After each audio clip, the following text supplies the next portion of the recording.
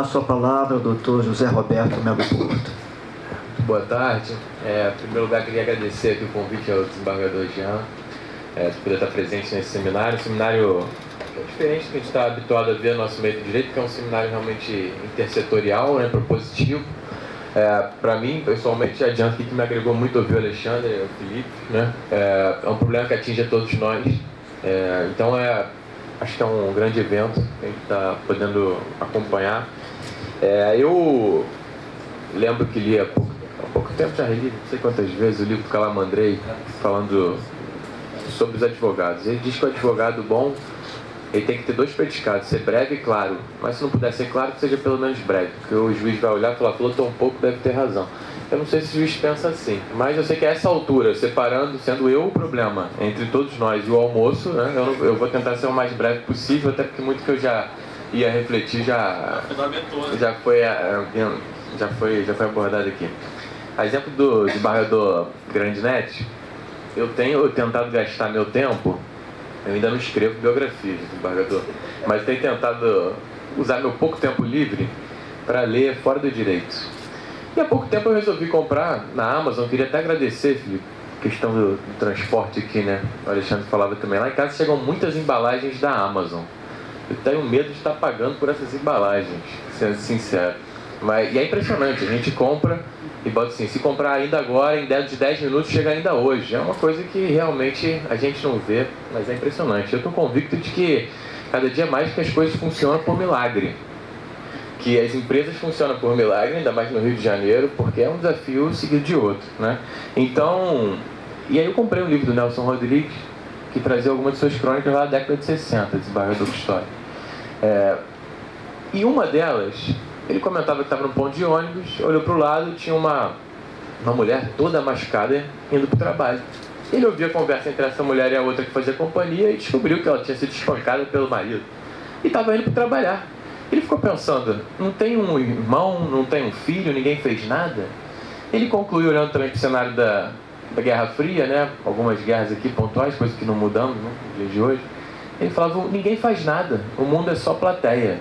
E a sensação que a gente tem em relação ao nosso cenário do Rio de Janeiro de violência é exatamente esse, né? O roubo, eu acho que quase todos aqui devem ter sido roubados alguma vez, e eu ainda insisto em dizer a alguns amigos que não são do Rio de Janeiro que não tem nada demais no Rio, que dá pra gente se isolar bem. O que, assim, objetivamente é uma mentira, porque no meu condomínio teve um assalto à mão armada semana passada, nem os condomínios estão nos isolando mais. Meu pai morreu no assalto, o pai dos meus melhores amigos morreu no assalto, e eu continuo passando pela mesma Avenida Brasil, pela mesma linha amarela, um ato de fé repetido todos os dias. Então a gente está absolutamente acostumado a esse cenário e também nós somos só plateia em alguma medida. Então acho que esse seminário realmente coloca todo mundo na mesma mesa para conversar sobre um assunto que é problema de todos. E o Felipe fez muito bem quando conclama todo mundo. Há uma responsabilidade, cada um, né, obviamente, nas suas funções. Eu, agora, na Defensoria, estava recebendo o ministro Rogério Schietti e ele também falava basicamente nesse sentido de que para melhorarmos o nível da persecução penal, da possibilidade de a gente realmente termos condenações, manter as condenações, que tem que ter um engajamento de todos, porque muitas das vezes é verdade. Eu faço 10, 15 audiências, né, por dia, criminais, e eu não tenho tempo sequer de saber quem é a pessoa que eu estou assistindo ali profundamente, né, como é a família, o que ela gosta, não gosta. Às vezes tem perguntas rápidas, algumas até engraçadas, né, porque a gente tem que achar graça no drama cotidiano, senão a gente também deprime, né, nesse nosso cenário. Às vezes eu pergunto, vocês dois são primários? Aí um respondeu, eu sou, ele é residente. Então são coisas que a gente vai achando graça no meio do caos, mas é o máximo de intimidade que a gente consegue chegar. Olhar o depoimento policial, quanto de droga foi apreendido e seguir nosso Pai Nosso todos os dias. Eu fui procurar também, por ocasião desse seminário, como é que está o cenário do roubo no Rio de Janeiro. Descobri e achei rapidamente uma notícia do Globo de janeiro desse ano de que os homicídios aumentaram 23%. Só em janeiro morreram 312 pessoas no Rio de Janeiro por homicídio, média de 10 por dia, e a gente é só plateia, está normalizado em relação a isso. O roubo, é inacreditável, roubo de celular, 2.000 ocorrências de janeiro, 40% a mais em relação ao ano passado. Roubo de veículo, 2.600 carros foram roubados no Rio de Janeiro em janeiro e ninguém leu uma manchete sobre isso, certo? Não, a gente não usa mais exclamação para noticiar isso. A gente está bem habituado, pois é, E realmente a gente tem que parar e pensar. É lógico, né? O empresário é o que eu digo. Sente isso na pele. É um custo de operação inacreditável, né? No Rio de Janeiro. Roubo de carga, prejuízo. Notícia também agora de 2025, 283 milhões só no setor de medicamentos. Roubam no remédio. Bem não chega. Quer dizer, é um drama universal. Eu lembro também de, nessa minha linha de ler coisas não jurídicas, tem um colunista português, Ricardo Araújo Pereira. Ele é um humorista, mas é muito inteligente. Inclusive no prefácio de um livro dele que reúne essas crônicas, essas colunas semanais. Está solto? Ele? O humorista está solto? Esse está solto, está lá em Portugal. Só para saber. Esse está solto. Pois é. E a piada é pronta, né? E ele dizia o seguinte, que Júlio César dizia sobre o fim da Península Ibérica, onde fica Portugal, que ali ficava um povo que não se governa e não se deixa governar. Eu acho que a gente herdou um pouco isso. A gente está acostumado ao nosso caos de cada dia, né? Então eu fico pensando sempre, enquanto pessoa, enquanto cidadão, enquanto pai de família, enquanto apaixonado pelo Rio de Janeiro, que apesar dos pesares a gente é apaixonado pelo Rio de Janeiro, que eu não saio de jeito nenhum do Rio de Janeiro. Inclusive, às vezes eu penso que se não tivesse insegurança no Rio de Janeiro, o IPTU ia ser tão alto que eu não teria nem condição de viver aqui. E eu fico pensando, né? Por que isso acontece? Então, na última década, atuando na defensoria, assim como a magistratura, promotor de justiça, a gente está acostumado a lidar com traficantes todos os dias, roubo todos os dias. É o nosso pacote básico de todos os dias, né? No judiciário. Mas a gente sempre pensa e repensa. Por que o Rio de Janeiro está nessa situação? Que não melhora nem piora. Eu lembro que meu pai morreu em 2006, eu lembro que foi perto do período eleitoral, eu tinha colegas, amigos, deputados, candidato a governador. Eu lembro da hora eleitoral, o pessoal batendo na mesa, um absurdo, mataram um desembargador. Não aconteceu nada, né? Não aconteceu nada e a gente continua sem acreditar que vai mudar alguma coisa e é habitual, né? Engaja um pouco, mas daqui a 20 minutos a gente já está preocupado com outras coisas. A gente está habituado a esse cenário. Então por que isso? Eu fico pensando, como melhorar essa situação? Eu pensei em 3 saídas aqui rápidas, né? Primeira, pensei em 3 hipóteses, né? A primeira que a gente sempre pensa, o desembargador Luciano Barreto já adiantou, é o seguinte: as penas são baixas. Então eu fui fazer uma pesquisa num cenário de roubo, de carga ou roubo, né? Qualquer outro bem. Como é que isso é tratado do ponto de vista de pena nos outros países? E eu descobri, felizmente ou infelizmente, que a nossa penalidade aqui, 4 a 10 anos, aumenta majora de 1/3, né? Então 5 a 15 mais ou menos. No roubo, ela é maior do que a gente tem na maioria dos Estados Unidos. Ela é igual à da Alemanha, maior que a da França, maior que a da Itália, né? Igual a do México e menor que a da Colômbia, onde eu imagino que não esteja muito melhor do que aqui. Tem vários estudos, eu vou privar cada um dos senhores de ficar ouvindo aqui citações de estudos, eu tinha reservado, mas pelo adiantado da hora, de diversos lugares do mundo, tem Universidade de Sydney, da Áustria, chegando a uma conclusão, que é a conclusão, o desembargador Grandinetti deve também conhecer vários estudos mais próximos em relação a isso, de que o aumento da pena por si só não gera o impacto que a gente pode imaginar de desestímulo à criminalidade. E é verdade, há pouco tempo a gente aumentou a pena do feminicídio. É a maior pena que temos hoje, 20 a 40 anos, pena base. E eu não consigo imaginar que um dos tantos potenciais feminicidas, vários eu conheci, inclusive, né, pela nossa atividade, que algum deles tenha ponderado naquele ato de absoluta irracionalidade: não, eu vou deixar de agredir a minha esposa, a minha mãe, porque aumentaram 5 anos na pena base. Se a racionalidade fosse critério, o cenário era completamente diferente. Então realmente parece que o aumento das penas por si só não resolve. Gostaria que resolvesse, mas por si só parece que não resolve esse aspecto desse direito penal simbólico, né? E eu fico pensando, o que resolve? E a conclusão que se chega, olhando para o panorama mundial, é que mais importante do que o aumento da pena, que é uma promessa geral abstrata, e portanto, em última análise, não é para mim, é uma promessa geral abstrata que a gente confia que nunca vai ser para cada um de nós, e imagino que os criminosos também pensem do mesmo modo, é a certeza da punição. Isso sim faz diferença. E quando assaltaram o meu condomínio, também já estamos anestesiados. No grupo do condomínio aquele dia foi um escândalo. Hoje em dia a gente está falando, alguém está sem luz na tal rua, né? Esse cachorro é de quem que apareceu na minha casa, já voltamos ao normal, né? O mundo é só plateia também no meu condomínio. E eu falei, é um escândalo. Realmente, como é possível que a gente pague uma empresa de segurança, a empresa de segurança esteja ostensivamente posta e alguém sente a vontade para abordar alguém que está caminhando roubar um celular demoradamente, o vídeo estava no grupo do condomínio, e ir embora e apertou o botão da cancela para sair e está tudo bem. Então, acho que o grande estímulo imediato é essa incerteza da punição, a incerteza da apreensão, é isso. Como é que pode roubar na Avenida Brasil todos os dias, a todos os horários, e não acontece nada? Como é que pode o Rossi, goleiro do Flamengo, estar voltando para casa na linha amarela, ser assaltado, tomar 3 tiros no carro dele e não acontecer nada? É um assalto na linha amarela. E a gente vai, passeia pela Avenida Brasil, pela linha amarela, e realmente quantos carros de polícia a gente encontra? Não sei, uma vez eu ouvi num determinado grupo lá de colegas que quando aparece a polícia eles ficam muito nervosos. Eu confesso que quando eu estou na Avenida Brasil e passa um carro da polícia, eu me sinto transportado para Zurique. Me dá uma sensação de segurança absoluta. Mas a sensação, eu acho que geral, é: não acontece nada. Se a gente roubar, isso é habitual. Roubar. Então parece que esse problema maior é a incerteza da punição. Esse é um problema maior, um problema duradouro, né?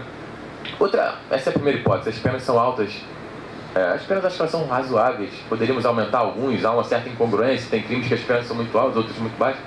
Mas realmente acho que não é esse critério para um criminoso sair ou não de casa para roubar um carro. Segunda hipótese que eu penso sempre, né, e isso é muito aventado, é o seguinte: todo mundo que é preso é solto. Eu ouço vários discursos, né, às vezes da classe política, outros até de nós mesmos, né, temos essa sensação: todo mundo é preso e solto, isso é um absurdo. Eu nunca verifiquei isso na minha prática. Na última década, imagino que também não se verifique na magistratura. De quantos condenados são soltos com banalidade? Eu não vejo isso acontecer. Mas eu fui procurar dados. Um grande foco, eu acho, dessa crise de que todo mundo é solto é a audiência de custódia. A audiência de custódia, ela veio quando? 2015, né? É uma audiência que estava prevista na Convenção Americana, que é o dever de direito de alguém que é preso ser apresentado por uma autoridade dentro de 48 horas. É aquela coisa. Bom senso todo mundo tem, né? Descartes falava: é o bem mais bem distribuído, ninguém reclama. Beleza, a gente não tem dinheiro, a gente não tem bom senso, não, bom senso eu acho que eu tenho. Se a gente for na base do bom senso, não dá para resolver. Se para os outros a audiência de custódia parece um exagero, mas no meu caso, eu gostaria de ser apresentado a um juiz em 48 horas. Não é que seja assim algo por si só absurdo. Até porque o juiz sempre converteu ou não a prisão em gabinete. É melhor olhando pelo menos a cara do preso. Eu acho que é um ganho, se for operacionalizado, não vejo problema. Na minha experiência de audiência de custódia, a sensação que eu tinha ninguém vai solto, na verdade. Ninguém vai solto no dia a dia. Mas não importa a minha experiência, e nem a experiência geral ou um discurso. Me interessam são os dados. Eu fui pegar ontem o índice de soltura na audiência de custódia, né? Imediato. Que seria o grande problema. Alguém vai preso hoje, vai solto amanhã, como se assaltar não desse nada. Eu fiquei pensando: será que isso é possível que isso aconteça? Homicídios. Isso aqui nos 4 primeiros meses desse ano, tá? Os dados que a gente tem aqui desse ano de audiência de custódia. Vou pegar só Benfica, porque tem audiência de custódia de Volta Redonda e Campos também, mas Benfica que é o principal ponto. 319 presos por homicídio. Foram 3 soltos em 319. Certamente houve alguma razão muito extraordinária para essa soltura, inclusive. Não adianto eu, porque eu não consigo imaginar a hipótese. Agora, é raríssimo que alguém vá solto imediatamente na audiência de custódia, tendo sido preso em um flagrante homicídio. Agora vamos para o roubo, que é o nosso problema. 751 casos flagrantes de roubo nesse ano, em audiência de custódia. Sabe quantos foram soltos? 16 de 751. É muito excepcional.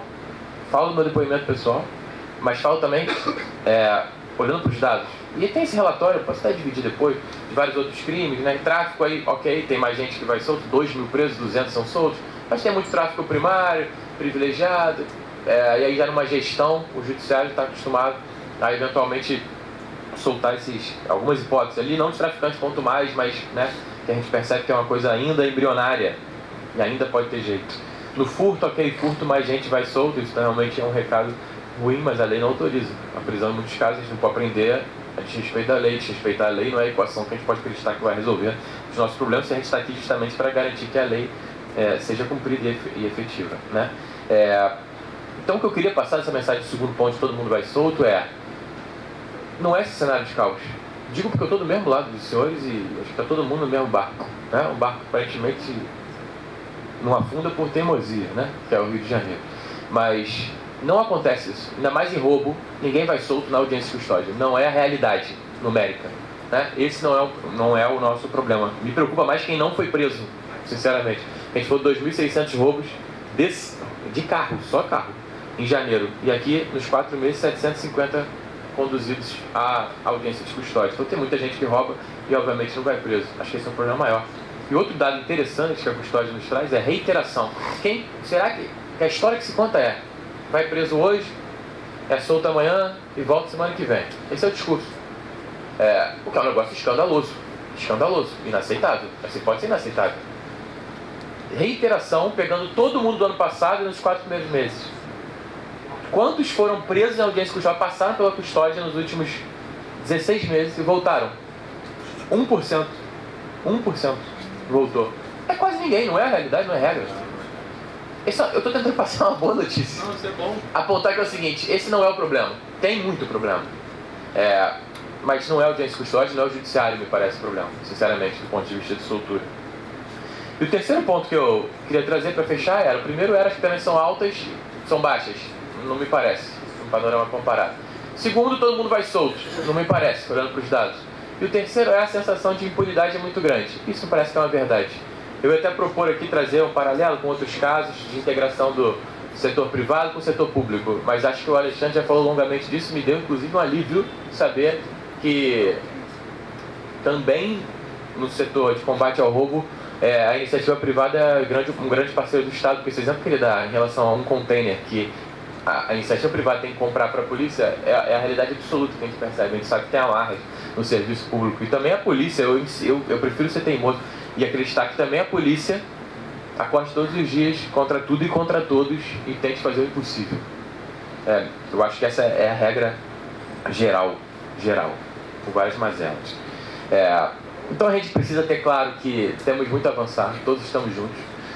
Precisamos, dentro de nossa atividade cotidiana, estarmos engajados em cada um que está sendo julgado, tentar minimamente individualizar a pena de verdade. É o que a gente já tenta, o volume é muito, eu sei, tem dificuldade nisso. Melhorar, obviamente, o sistema penitenciário. Melhorar no sentido de só 20% trabalha. É uma máquina de ócio, é um desperdício, é uma coisa... Visitar uma cadeia, eu já visitei várias. Algumas, poucas, são realmente assim inacreditavelmente inviáveis de sobreviver. Não tem condições mínimas. Algumas. A maioria está longe de ser um resort, está longe de ser o que a lei de execuções penais promete. Mas encontram ali, óbvio, com uma superlotação, condições de cumprir aquela pena. Agora, pensar que ninguém trabalha e ninguém estuda e fica preso num cubículo o dia inteiro e 1 hora por dia pode ir pro intervalo ali entre as celas. Se quer, vai lá para fora, no pátio é 1 hora por semana, mas ali fica 1 hora por dia, vai pegar um sol. Isso é um convite à inutilidade, isso é um desperdício.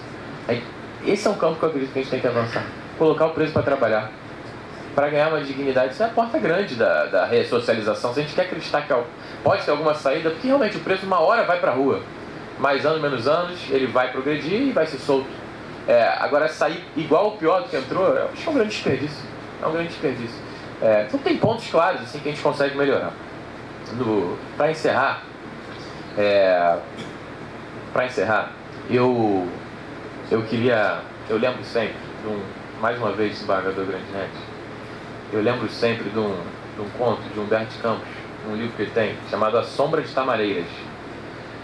Conta algumas histórias, alguns contos que ele inventa, passados na Turquia, etc. E o último deles se chama O Chapéu de Lit Singh.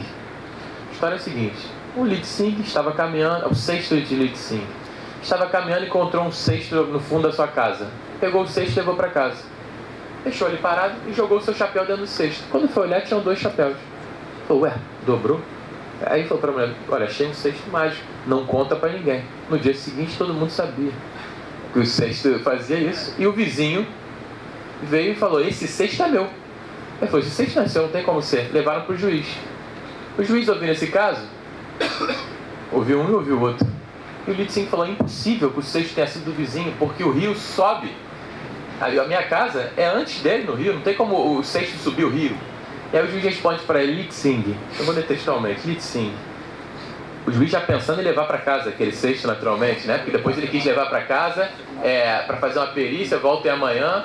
jogou moeda lá, saía a moeda, e o problema do juiz era a sogra. E o final do conto é que a sogra caiu lá dentro, dobrou a sogra e ele se suicidou. Mas a frase do... É um conto que vale nada a lugar nenhum, né? Mas a frase do juiz pro Litsing é a seguinte: Litsing, a experiência dos homens como tu nada tem com a ciência dos magistrados como eu. Quando a justiça quer, os cestos sobem os rios, os peixes cantam nas árvores e os pássaros fazem ninho no fundo do mar. Ele falou isso para garantir que, olha, deixa eu analisar melhor o que tem o cesto subir o rio. Mas eu prefiro pegar essa frase como uma fonte de esperança. Quando a justiça quer, os cestos sobem os rios, os pássaros nadam no fundo do mar e os peixes sobem nas árvores. Eu me recuso a não acreditar na justiça, eu acredito na justiça. Então a gente tem que seguir em frente todos juntos e ombreados. Esse seminário para mim é um motivo de alívio e esperança, sendo sincero. Muito obrigado e bom almoço, né, a todo mundo.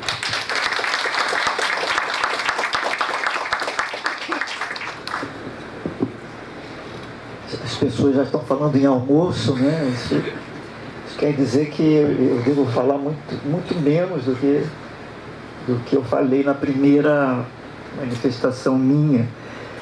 Mas o judiciário foi invocado aqui em diversas manifestações e acho que eu posso dar uma opinião minha, não é do judiciário, não é do poder judiciário do nosso estado, mas é uma opinião minha. Acho que esses eventos são interessantes para o judiciário ouvir a sociedade, mas é preciso entender melhor o judiciário. O Dr. José Roberto Melo Porto trouxe aqui na fala final um dado muito interessante, que também já tinha aparecido hoje na fala de alguém que eu não me lembro. O Brasil é o terceiro país que mais prende. Isso apareceu aqui num slide. Talvez o desembargador Guaraci, já não sei. É o terceiro país que mais prende. As nossas prisões estão abarrotadas. O Brasil não é o país da impunidade, como falam. O Brasil não é um país em que a pessoa é presa hoje e solta amanhã. Esse não é o Brasil real. Esse é o Brasil que alguém propala ser. É comum ouvir locutores de rádio e televisão dizerem isso. O Brasil é o país da impunidade. No Brasil, a pessoa é presa hoje e solta amanhã. Não é o Brasil real. As nossas prisões não são camarotes 5 estrelas. As nossas prisões são deploráveis. Estado de coisa inconstitucional no sistema penitenciário, foi declarado pelo Supremo.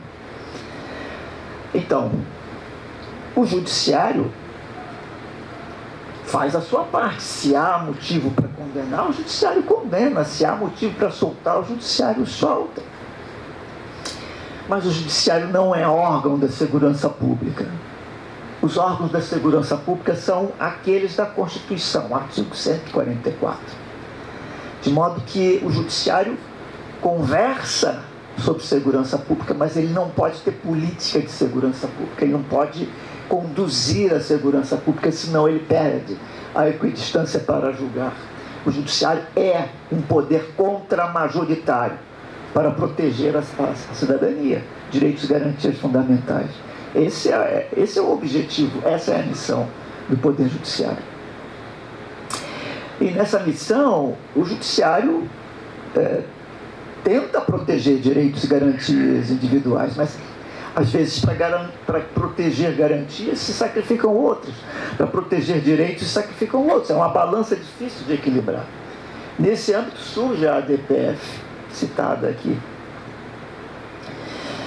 Há discursos radicais contra essa ADPF, mas por que ela existiu? Porque não é possível ser plateia, espectador passivo, quando a polícia faz uma operação numa favela e 4 pessoas civis, inocentes, são mortos. Onde crianças são baleadas, escolas são fechadas, policiais são mortos. É preciso combater a criminalidade, a violência? É. Mas temos que pensar em outros meios que não colocar o policial na rua sem proteção nenhuma para levar tiro. Há uma mortandade de policiais que também nós já acostumamos com isso. Nós não podemos mais mandar a tropa subir favela sem um estudo prévio. Coisa de 2 dias, traficantes invadiram pelo ar o aeroporto de Guarulhos, com drones. Voos foram suspensos.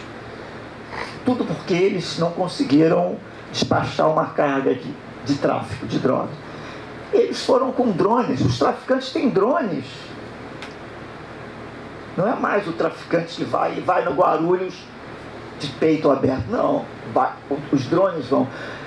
Acho que temos que caminhar para tecnologia. A polícia tem que ter tecnologia. E não é possível mais colocar vidas em risco de policiais e de moradores de favelas. Não é mais possível isso. E aí, a reboque disso, uma reflexão sobre a nossa política de drogas. Vale a pena? Vale a pena essa política? Quantas pessoas morrem com essa política? Vale a pena manter essa política?